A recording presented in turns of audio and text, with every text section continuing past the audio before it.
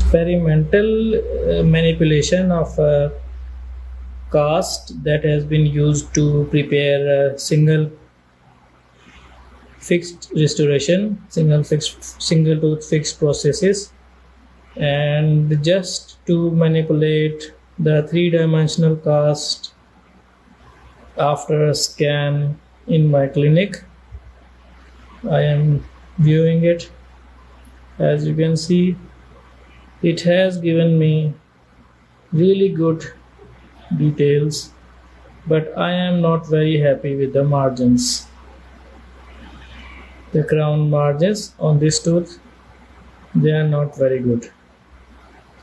And advancements like this will significantly bring the cost of scanning the tooth down, and also sending the impression to the lab will be lightning fast, and the restoration making will take roughly one day or slightly less if the lab is located in the same city as mine. This is Dr. Masab Umeed. Thank you for watching. Allah Hafiz.